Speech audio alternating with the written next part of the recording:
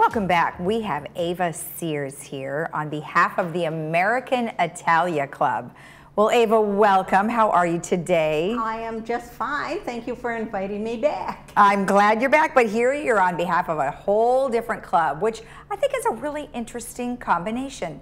Tell me about the American Italia Club. Well, the American Italia Club is one of the oldest clubs in our village. It's one of the original clubs. And as you know, when our village first began, it was very small to begin with. Mm-hmm. It was just that one section that is south of El Toro and east of Moulton. Mm-hmm. And it was in the country, very isolated. Yeah. Nothing around it. Mm-hmm. You wouldn't believe that today, but the first pictures you have in the Historical Society are of Clubhouse 1 with the sheep grazing on the lawn. So it was very isolated. Yeah. And people, it was advertised as a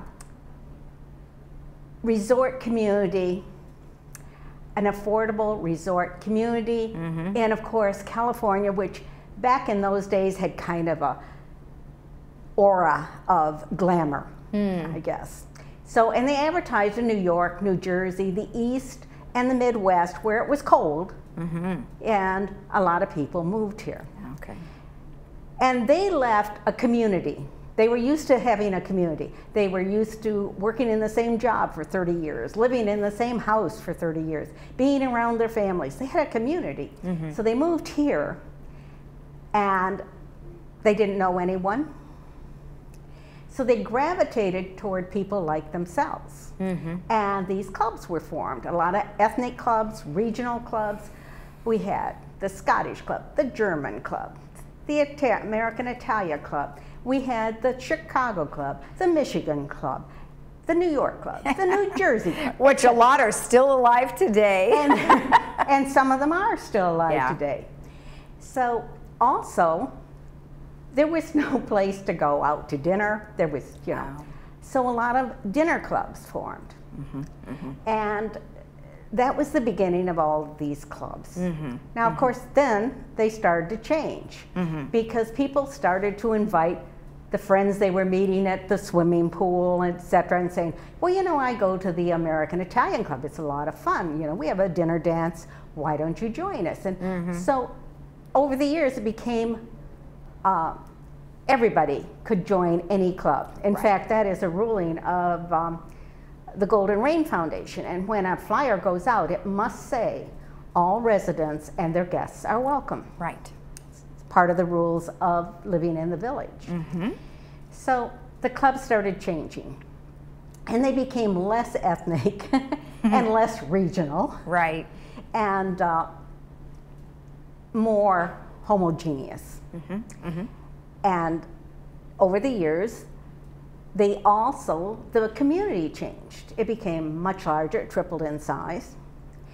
And these clubs, a lot of them have folded because of lack of interest or other reasons. And so now, the American Italia Club is simply the American club. The American club. That anyone can belong to. Well, that's great though, but you have a history, right? So I would imagine the Italians were coming from the East Coast. Right. And they were somewhat formed for their own club, right? And they were used to living, a lot of them, in an Italian community. Right. Right, and Italian food, and like you said, extended families. Yes. So it's great that you can still carry on those traditions. And I know some people are disappointed because we get phone calls, you know, well, we want to be with people who speak Italian. Oh.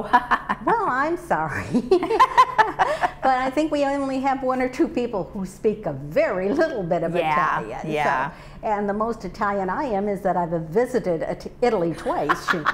So that's the way it goes.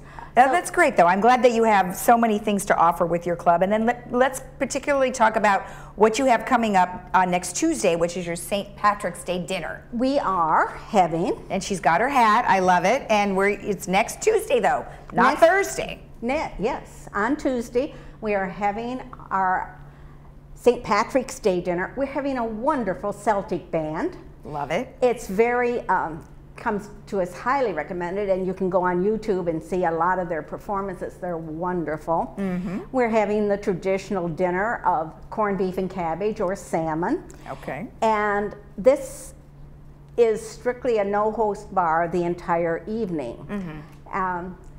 Some of our meetings we do bring your own booze party. Yeah. But in this one it's not. Okay. And everybody is Irish in March. Doesn't matter what your background Yes, is. this is true. Everybody's Irish in March. You know, there are only 2 dinner dance clubs now in the village. One is the Chicago Club and one is the American Italian Club. Okay. So we meet 10 months of the year, September through June. We always have live music. Excellent. Or if we have a DJ, he's an entertainer, like Doug Houston, who we had last month. And of course, that was a big hit. We had a country hoedown, and Nice. that was a really big hit. People love Doug Houston here in the village because he teaches line dancing. And it was just a lot of fun. That's great. And this band, we know, is going to be great. And I have a lot of reservations for this. Okay. But I will be taking reservations right through tomorrow. Oh, good. So- Better hurry up.